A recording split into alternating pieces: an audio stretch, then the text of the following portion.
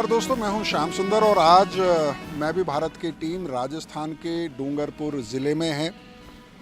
डूंगरपुर पहुंचने की एक ख़ास वजह है और ख़ास वजह यह है कि यहां पर एक बड़ा राजनीतिक घटनाक्रम हो रहा है। कल यानी 10 सितंबर को यहां पर एक राजनीतिक दल की स्थापना की औपचारिक घोषणा हो रही है और उस दल का नाम है भारत आदिवासी पार्टी।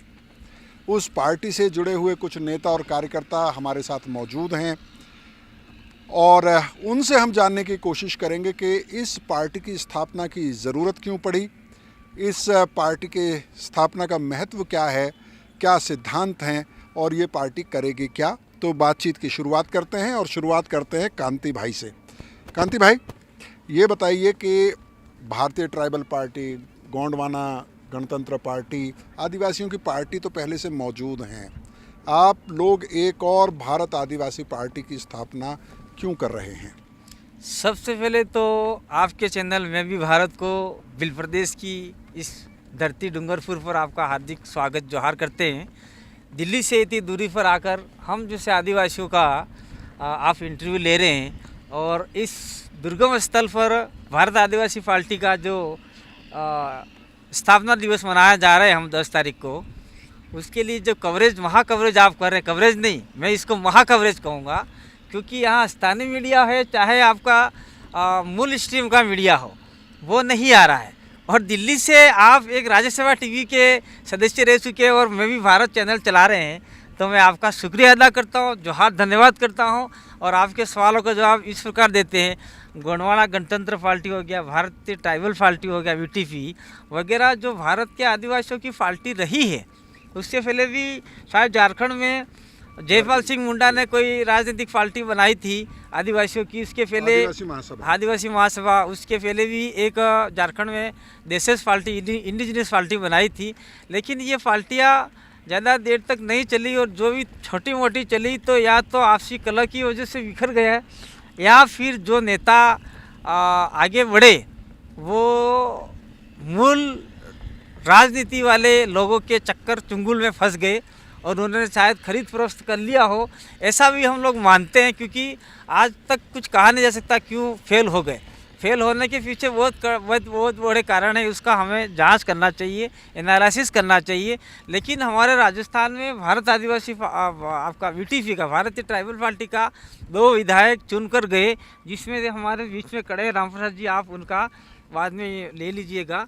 दोनों ने बहुत ईमानदारी पूर्वक काम किया, लेकिन केंद्रीय जो राष्ट्रीय अध्यक्ष थे उन्होंने भी मनमानी नहीं की। जो यहाँ की जो राज्य बॉडी थी उन्होंने मनमानी की और अंत तक मनमानी करते हुए गुजरात तक पहुँच गए। और गुजरात में जाके जो लोग हमारे विरोध में काम कर रहे थे, भाजपा से टूट कर आए, उन लोगों को पार्टी में ले लिया, जिसकी वजह से हम लोग नाराज़ हो गए और हमारे उपचुनाव के अंदर हमने टिकट जिसको मांगा था दरियाबाद में, उसको नहीं देके एक अनजान व्यक्ति को दे दिया, जिसकी वजह से भारतीय आदिवासी पार्टी में टुटाव हो गया और हम लोग अलग होकर चुनाव लड़े। मूल मकसद यही रहा और अलग होकर चुनाव लड़े तो हमको 52,000 वोट मिला और बीटीपी को मात्र 2,000 वोट मिला। इससे साफ स्पष्ट है कि यहाँ विचारधारा काम कर रही है, ना कि पार्टियाँ काम कर रही है। जी कांति भाई, मैं यही जानना चाह रहा हूँ कि क्या सिद्धांत है भारत आदिवासी पार्टी का, किस सिद्धांत पे, किस विचारधारा पे आपने इस पार्टी को स्थापित किया है? सिद्धांत तो ये सर, हम लोकतांत्रिक तरीके से काम करना चाहते हैं। पारदर्शिता दूसरी राजनीतिक पार्टियों में नहीं है, कांग्रेस बीजेपी में नहीं है, अन्य पार्टी आई उसमें भी पारदर्शिता नहीं है। हम लोग संवैधानिक तरीके से 1870 में आदिवासियों को आपका शेड्यूल एरिया डिस्ट्रिक्ट एक्ट यानी 5वीं अनुसूची के अधिकार दे दिए गए थे। लेकिन कांग्रेस ने इतने साल तक राज किया, एक जरा सा भी हमको अधिकार नहीं दिया। जैसे 5वीं अनुसूची जल जंगल ज़मीन के, वो तो जल का जंगल ज़मीन का कुछ अधिकार दिया था, वो भारतीय कम्युनिस्ट पार्टी उसके अंदर आई, कांग्रेस को समर्थन में सरकार बनाई, तब जाके कुछ राइट फॉरेस्ट एक्ट का कुछ अधिकार मिला। और कुछ अधिकार ये किसी पार्टी ने नहीं दिए, ये हमारे बाप दादों ने लड़ झगड़ के लिए थे पहले से, लेकिन इम्प्लीमेंट कराने में उनका थोड़ा मोटा हाथ जरूर हो सकता है।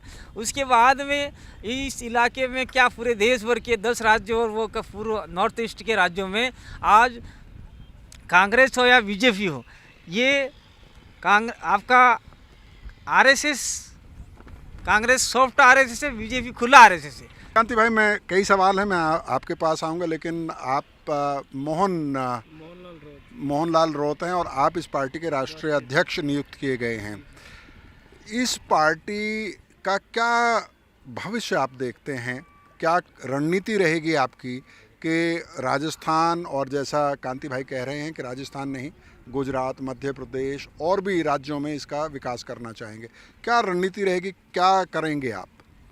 हम सबसे पहले तो आपको, आपके चैनल में भी भारत को धन्यवाद, आभार, जोहार। हम लोग इसको देश भर में ले जाएंगे पार्टी को, कि हमारा जो विज़न है इस बेस पे कि जिस तरह से अन्य पार्टियों में चलता है कि अध्यक्षीय प्रणाली, जिसके अंदर ये कहा जाता है जो चुनाव में सिलेक्शन प्रणाली है, उस सिलेक्शन प्रणाली के मार्फत से मतलब जो कैंडिडेट चुनकर भेजा जाता है वो अध्यक्षीय प्रणाली के प्रति उत्तरदायी होता है। जिस तरह से हमारा लोकतंत्र में सिस्टम बना हुआ है कि जो जनप्रतिनिधि है वो जनता के मूल मुद्दों के प्रति उत्तरदायी हो, लेकिन वो मूल मुद्दों के प्रति उत्तरदायी नहीं रह के वो पार्टी के प्रति, अध्यक्षीय प्रणाली के प्रति उत्तरदायी रहता है, जिस कारण वो देश के जो जनता है उसकी जो डिमांड है या इस क्षेत्र की जो डिमांड है इसके बारे में वहाँ पे पटल पर रख नहीं पाता है। तो हम इस पार्टी के माध्यम से ऐसा करेंगे कि हमारे देश के जनता की जो आवाज़ है, जो लोकतंत्र का जो मूल उद्देश्य है, वो लोकसभा और राज्यसभा में और विधानसभा में जा सके। जी। और राम प्रसाद जी, आपको तो भारतीय ट्राइबल पार्टी ने टिकट दिया, आप विधायक बने, जनता ने आपका समर्थन किया, आपने पार्टी छोड़ दी। बीटीपी के नेताओं से जब हमने बात की तो उन्होंने कहा कि शायद किसी लोभ में, किसी लालच में आपने पार्टी छोड़ दी। पहले तो मैं भी भारत हूँ, आप चैनल को मैं जोहार अभिवादन करता हूँ। ऐसा सबसे पहली बात तो हम ये जो पूरे देश के अंदर जो भी पार्टियां हैं वो पार्टियां हाई कमांड बेसिस है, हाई कमांड निर्णय करता है, उसको फॉलो करना पड़ता है। और भारतीय ट्राइबल पार्टी थी वो भी उसमें से एक थी, वो हाई कमांड के आधार पर वो चल रही थी। और हम यहाँ पे उनको राजस्थान में लाए थे कि भाई राजस्थान लेवल पे यहाँ भी जो डिसीजन करेंगे हम राजस्थान लेवल पे फॉलो करेंगे, हम तुमको फॉलो नहीं करेंगे। तो हम उस हिसाब से लाए थे कि भाई चलो हम आपको पैसा वैसा नहीं देंगे। तो हमने ठीक है, आप पैसा नहीं दोगे कोई बात नहीं, तो फिर क्या दोगे, तो झंडा और डंडा देने की बात। तो हम लाए आए, बात सही है, लेकिन यहाँ जब तक हम जीते नहीं थे तब तक तो हमें पूरी तरह से आप अपने स्तर पे निर्णय कीजिए और करिए, ये बात था। लेकिन जैसे ही 2 हम एमएलए जीते उसके बाद में उन्होंने व्हिप जारी कर दिया हमारे खिलाफ कि आप यहाँ जाइए गुजरातियों। अब हमको गुजरात बुलाने के पीछे उनका क्या मकसद था? हमने कहा हम गुजरात नहीं आएंगे, हम डूंगरपुर ज़िले में आएंगे, जहाँ से हमको चुना है वो तय करेंगे कि हमको क्या करना है, हमारे तुम्हारे पास भेजना है उनको कि नहीं भेजना है, हम उनसे पूछेंगे। तो हम जयपुर से हमको लेने आए तो उनके साथ में हम डूंगरपुर में आए, और डूंगरपुर आकर के मैं सीधा घर चला गया और उनका बोलो कि हमारे जो है यहाँ के जो हमारे कार्यकर्ता हैं उनसे आप बात कीजिए और उनसे वो बात जैसे भी जो निर्णय करेंगे वो हम मानने के लिए तैयार हैं। तो उन लोगों ने फिर तय किया, हमारे जो काकरी डूंगरी कांड भी हो गया था जी। और 5वीं अनुसूची, 6ठी अनुसूची और बेरोजगार के संबंध में बात थी। तो ये सारे और महाराष्ट्र पैटर्न वगैरह था, उसको लेके हमने फिर उनको डिमांड हमारी रखी। 17 सूत्री आपकी मांग? हाँ, 17 सूत्री मांग थी और उसको लेके हमने उनसे बोला। जब उन्होंने यस किया तो भी हमने नहीं, हमारे साथ जो टीम थी, हमारे कार्यकर्ता थे, उन्होंने मिल के उनसे बात किया और बात करने के बाद में हम उसमें उनको समर्थन देना है कि नहीं देना है उन्होंने तय किया, फिर हमने दिया। इसलिए ये बात तो बिल्कुल झूठ है कि इस तरह से लोभ लालच में हम गए। मैं लौटूंगा और आप लोगों से भी बात करूंगा, लेकिन कांति भाई ये बताइए, आपने कहा जब मैंने आपसे बातचीत की शुरुआत की कि भील प्रदेश की इस भूमि पर आपका स्वागत है। भील प्रदेश आपका भी कोर एजेंडा है, भारतीय ट्राइबल पार्टी का भी कोर एजेंडा है, क्या फ़र्क है?